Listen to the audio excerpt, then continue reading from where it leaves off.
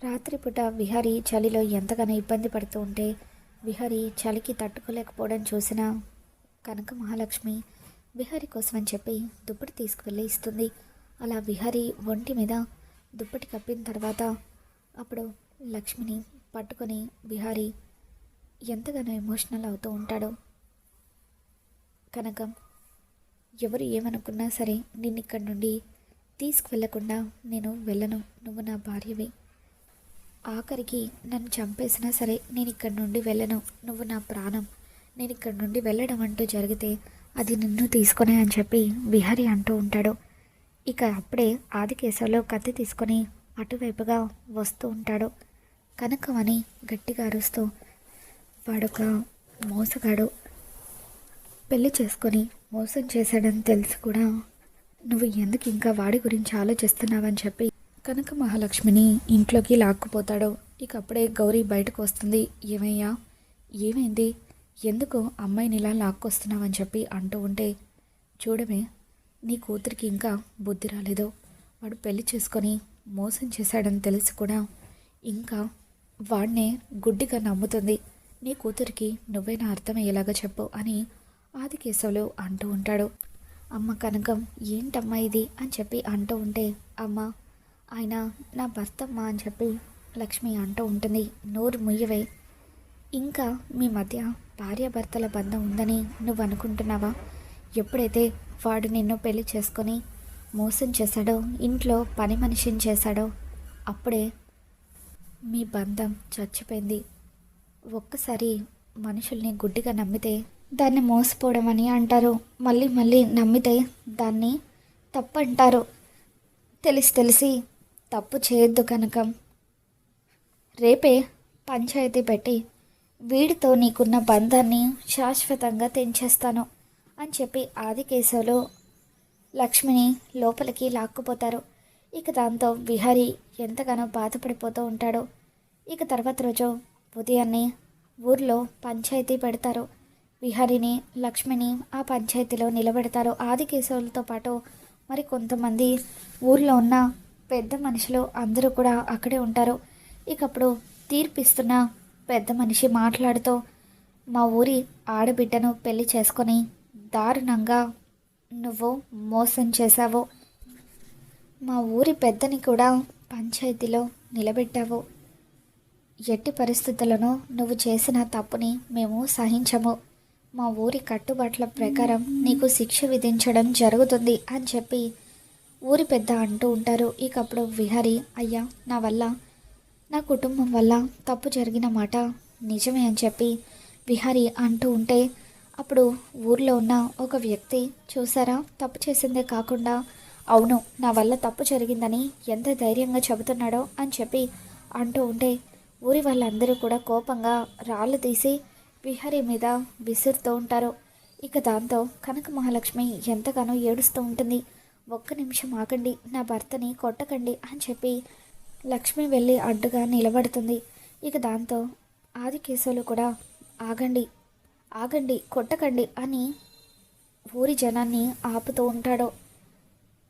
తరువాత విహారీ, దయచేసి నేను చెప్పేది ఒక్కసారి వినండి. నా వల్ల తప్పు జరిగింది, కానీ లక్ష్మిని నా భార్యగా నా ఇంటికి తీసుకువెళ్ళాలని అనుకుంటున్నాను. మా బంధాన్ని కొనసాగించాలని అనుకుంటున్నాను. ఇక మీదట నా వల్ల ఎటువంటి పొరపాటు జరగదు. తనని జీవితాంతం నా గుండెలో పెట్టుకొని చూసుకుంటాను. లక్ష్మి అంటే నాకు ప్రాణం అని చెప్పి విహారీ అంటూ ఉంటాడు. ఇక దాంతో తీర్పు చెప్పే పెద్ద మనిషి, నిన్ను ఎలా నమ్మమంటావో, అమెరికాలో ఉద్యోగం అని చెప్పి తనని నీ ఇంటికి తీసుకుని వెళ్ళి పని మనిషిని చేశావు. ఇంట్లో ఎవరికీ కూడా తను నీ భార్య అన్న నిజాన్ని బయట పెట్టలేదు. మరి ఇప్పుడు మాత్రం నువ్వు నీ ఇంట్లో వాళ్ళకు నిజం చెబుతావన్న గ్యారెంటీ ఏంటి? ఆ అమ్మాయిని టార్చర్ పెట్టి చంపేస్తే అని చెప్పి ఊరి పెద్దలు అంటూ ఉంటారు. గతంలో నీలాంటి వాళ్ళను మేము చాలామందినే చూసాము.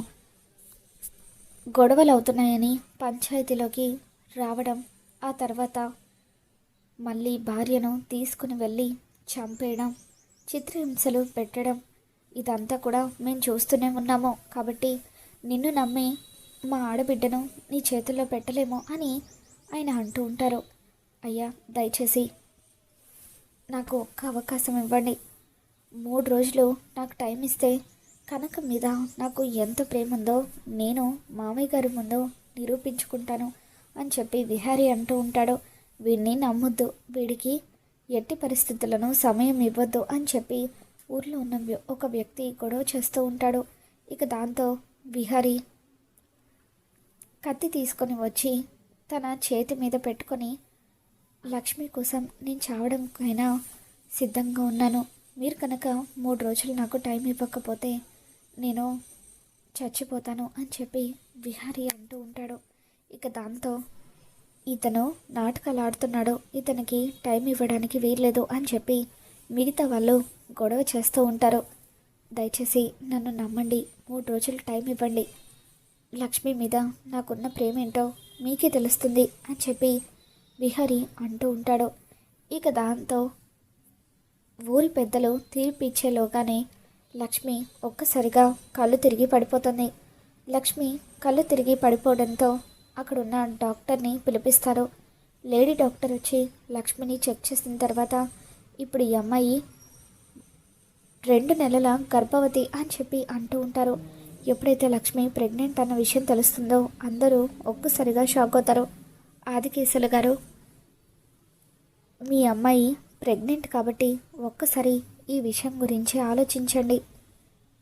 బిడ్డ పుట్టిన తర్వాత చాలామందిలో మార్పు వస్తుంది, అలాగే ఇతనిలో కూడా మార్పు వస్తుందని నాకు అనిపిస్తుంది. ఆ బిడ్డ గురించి ఆలోచించైనా వీళ్ళ బంధాన్ని విడగొట్టడం సరైనది కాదని భావించి అతను అడిగినట్టుగా 3 రోజుల సమయం ఇస్తున్నాను. అతను మీ అమ్మాయిని ఈ 3 రోజులు ఎలా చూసుకుంటాడో మీతో పాటు ఊరి వాళ్ళం అందరం కూడా గమనిస్తాము. అతని ప్రేమలో ఏదైనా లోపం ఉందని తెలిస్తే మాత్రం అప్పుడు ఏం చేయాలో ఆలోచిద్దాము. ఇతనికి తగిన శిక్ష పడేలాగా చేసి జీవితాంతం జైల్లో ఉండేలాగా చేద్దామని చెప్పి ఊరి పెద్దలు అంటూ ఉంటారు. ఇక దాంతో సరే, మీరు చెప్పిన తీర్పు ప్రకారమే నేను కూడా నడుచుకుంటాను. ఈ విహారిని నాకు ఇష్టం లేకపోయినా సరే నా ఇంట్లో 3 రోజుల పాటు ఉండడానికి అనుమతిస్తాను అని చెప్పి ఆదికేశవులు అంటూ ఉంటాడు. ఇక ఆ తర్వాత విహారీ, లక్ష్మి, ఆదికేశవులు వీళ్ళంతా కూడా ఇంటికి వస్తారు. లక్ష్మి ఏడుస్తూ ఉంటుంది. అసలు నేను ప్రెగ్నెంట్ అవ్వడం ఏంటి, నా కడుపులో బిడ్డ ఉండడం ఏంటి అని చెప్పి లక్ష్మి ఎంతగానో బాధపడిపోతూ ఉంటుంది. ఇక అప్పుడే పండుగ కోసం అని చెప్పి డాక్టర్ మంజుల ఊరికి వస్తుంది.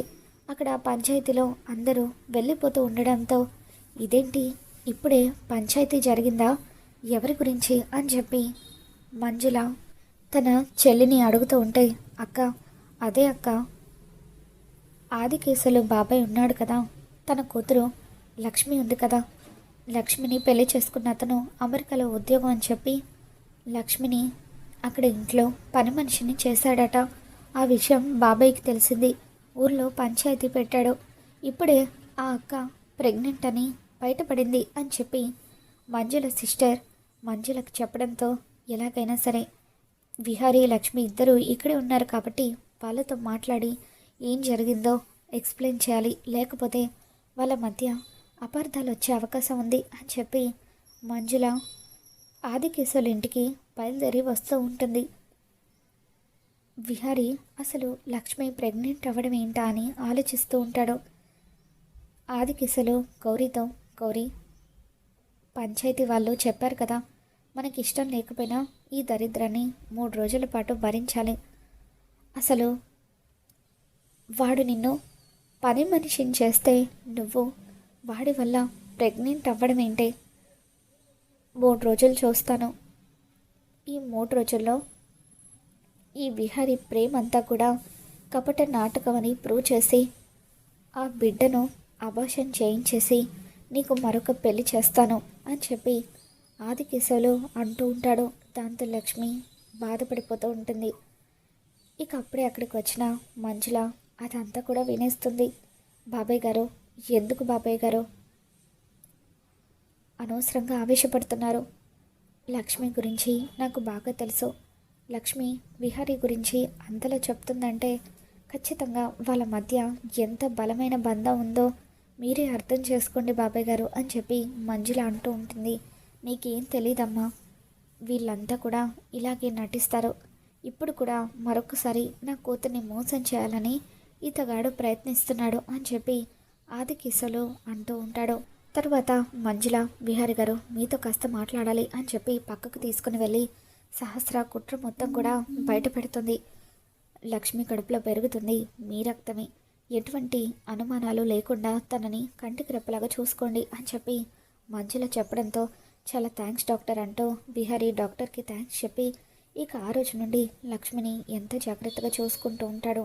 టైంకి లక్ష్మికి జ్యూస్ చేసి ఇవ్వడం, లక్ష్మికి అన్నం తినిపించడం, తనని దగ్గరుండి ఎంతో ప్రేమగా కాలు కింద పెట్టకుండా విహారీ చూసుకోవడంతో ఇదంతా చూసిన ఆదికేశవులు నిజంగానే ఇతగాడికి లక్ష్మి అంటే ఇంత ప్రేమ ఉందా అని చెప్పి ఆలోచించడం మొదలు పెడతాడు. ఊర్లో వాళ్ళందరూ కూడా విహారీ చీరలు నేయడం, లక్ష్మికి సాయం చేయడం, తనని దగ్గరుండి కంటికి రెప్పలాగా చూసుకుంటూ ప్రేమ చూపించడం, ఊర్లో వాళ్ళందరితోనూ బాబాయ్ పిన్ని అంటూ చక్కగా కలిసిపోవడం, ఇదంతా చూసి విహారీ మంచితనాన్ని తెలుసుకుంటారు. 3 రోజుల తర్వాత విహారీ లక్ష్మి కలిసి ఉండడానికి ఊరి పెద్దలు అనుమతిస్తారు. ఇక దాంతో ఆదికేశవులు నాదొక చిన్న విన్నపం, నిజంగా ఇతగాడికి నా కూతురు మీద ప్రేమ ఉంది కాబట్టి బిడ్డ పుట్టే వరకు ఇతన్ని కూడా మా ఇంట్లోనే ఉండేలాగా తీర్పు ఇవ్వమంటున్నానని చెప్పి ఆదికేశవులు అంటూ ఉంటారు. ఇక దాంతో విహరి ఎలాగో నేను కూడా రామచంద్రపురం నుండి ఒక ప్రాజెక్ట్ చేయాలి కాబట్టి ఇక్కడే ఉండి లక్ష్మిని చూసుకుంటూ బిడ్డ పుట్టే వరకు కూడా ఇదే ఊర్లో ఉండిపోవచ్చు అని చెప్పి నాకు ఎటువంటి అభ్యంతరం లేదు అని చెప్పి అంటూ ఉంటాడు. ఇక ఆ విధంగా లక్ష్మి విహరి ఇద్దరూ కలిసి ఆదికేశవుల ఇంట్లో సంతోషంగా ఉంటారు. మరి రాబోయే ఎపిసోడ్లో ఏం జరగబోతుందో మళ్ళీ మేము ఛానల్లో తెలుసుకుందాం. ఈ వీడియో మీకు నచ్చినట్లయితే తప్పకుండా లైక్ చేయండి.